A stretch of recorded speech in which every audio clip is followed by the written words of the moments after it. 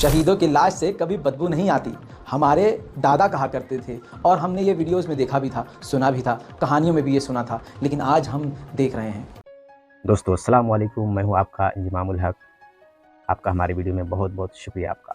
तो दोस्तों आज हम रिएक्शन देने वाले हैं एक ऐसे वीडियो पर से जानकर आपको बड़ा ताज्जुब होगा और हमें भी ताज्जुब होगा कि इस तरह भी होता है कि शहीदों की लाशों से खुशबू आ रही है। इस तरह देखने को बहुत ही कम मिलता है। आमतौर से मरने वालों की लाशों से जो मर जाते हैं, डेथ हो जाते हैं, उनकी बॉडी से बदबू आती है।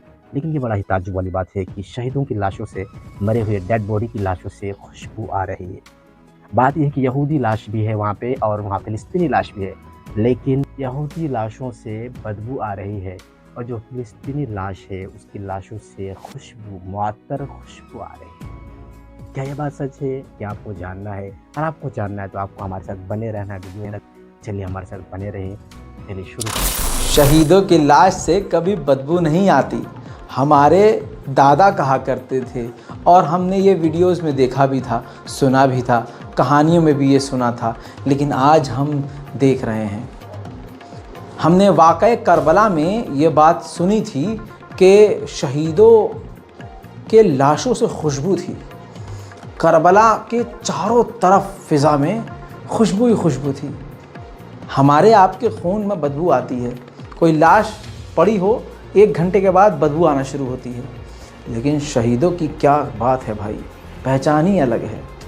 मेरे दोस्तों, गाज़ा की बात बाद में करूँगा। क्या आपको मालूम है कि दर्जनों जो यहूदी सैनिक, इज़राइल के सैनिक मारे गए हैं गज़ा के अंदर, बिल्कुल -डिग्री टेम्परेचर के ख़तरनाक रेफ्रिजरेटर में उनके जिस्म को, उनकी लाशों को रखने के बाद भी बदबू आ रही है।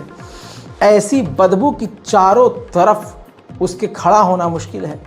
इज़राइल के सीनियर कर्नल कमांडर इस बात को खुद चीख चीख कर बता रहा है, एक्सप्लेन कर रहा है कि इतनी बड़ी फ्रिज हमको दी हुई है और उसके अंदर लाशें हैं, और लाशें वो जो अभी कुछ देर पहले जिंदा थे, कुछ ही घंटों में इनकी लाश से सड़ी हुई बदबू आ रही है। सुनिए, हस्बी अल्लाह व निअमल वकील।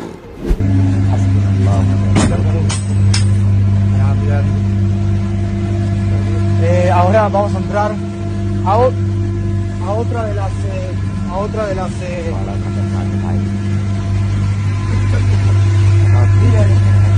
mi amor, un niño chico, un bebé o un niño chico, ¿cuántos es un metro? Lo pasa sin agua, sangre fría. Toda esta gente es, no puedo comentar eso de dónde, pero es de uno de los kibutzim. Un kibutz que llegó al norte del país. Un kibutz que llegó al norte del país.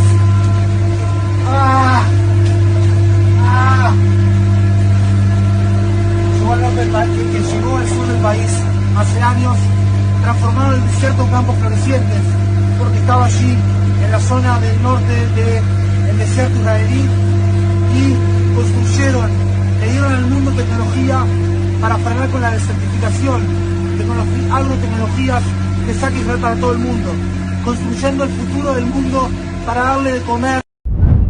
अल्लाह अकबर। वहीं Gaza में बिना refrigerator के कई दिन तक लाशें रखी हुई हैं, बदबू नहीं है। लाशें कई दिन तक मलबों के नीचे दबी हैं, कस्तूरी खुशबू आ रही है। कस्तूरी खुशबू, ये गाज़ा के लोग खुद चीख चीख कर कह रहे हैं कि हमारे शहीदों की लाशों में से खुशबू आ रही है। मेरे दोस्तों, ये होती है शहीदों की पहचान। दोस्तों, यकीन नहीं आ रहा है, टिकटॉक बहुत चल रहा है वहाँ पर। टिकटॉक पर ये देखिए, टॉप में क्या चल रहा है, Gaza dead bodies smells Musk, यानी कस्तूरी खुशबू आ रही है। गाज़ा में मरने वाले लोगों के जिस्म से, उनकी डेड बॉडी से कस्तूरी खुशबू, और ये चीज़ सोशल मीडिया पर भी ट्रेंड कर गई है। जर्मनी का एयरफोर्स का कमांडर इज़राइल पहुंचा है। जो बात मैं कह रहा हूं उस पर आप ध्यान नहीं दे रहे हैं। दुनिया की तमाम बड़ी शैतानी ताकतें इस वक्त शैतान इज़राइल के साथ हैं। किसके खिलाफ? मुट्ठी भर गाज़ा के खिलाफ। तब भी परवरदिगार, तब भी अल्लाह उनके साथ है।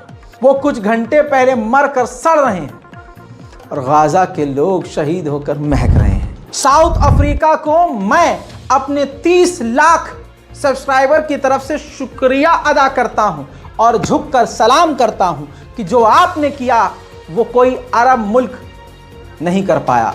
अरब मुल्क सिर्फ हिजड़ों की तरह तालियां बजा रहा है। सुनिए दोस्तों, दिल खुश हो जाएगा।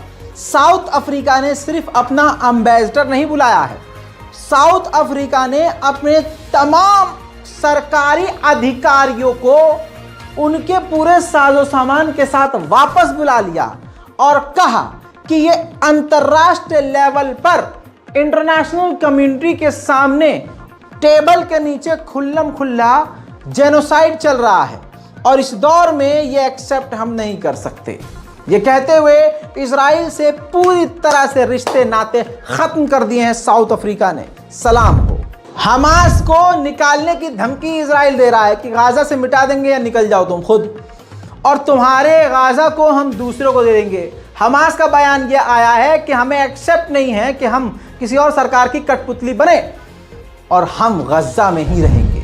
अमेरिका ने खुद बताया है कि हमारे 45 अमेरिकी सैनिक बुरी तरह से घायल हुए हैं जो इराक और सीरिया में अमेरिकी बेसिस पर हमले हुए हैं, और इस वीकेंड में जो भी गुजरा है इस पर सबसे ज्यादा हमले हुए हैं। उधर इजिप्ट के ग्राउंड पर, बॉर्डर पर यूएई, गद्दार यूएई ने अस्पताल बनाया है और जहाज के जरिए इजिप्ट ह्यूमैनिटेरियन एड भेजी है। मैं खुद गाजा के लोगों से अपील करूंगा कि कम से कम यूएई की कोई सुविधा ना ले। अल अक्सा फ्लड ऑपरेशन के नाम से यमन में जबरदस्त मीटिंग हुई है। अंसारुल्लाह के लड़ाकों के साथ साथ कई संगठन इस मीटिंग में शामिल हुए।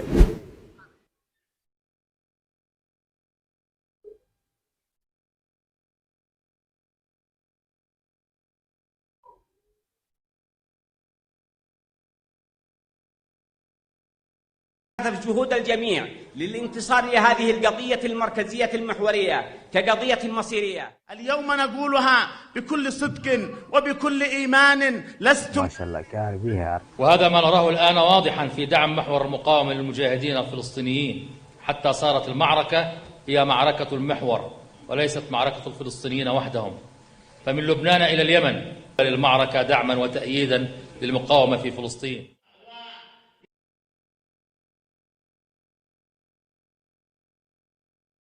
بمعنى أن الدول العربية والإسلامية للكيان الصهيوني 3 دول إسلامية هي تركيا بحوالي 59 مليار دولار، أذربيجان بحوالي 20 مليار دولار، وكازاخستان بحوالي 14 مليار دولار.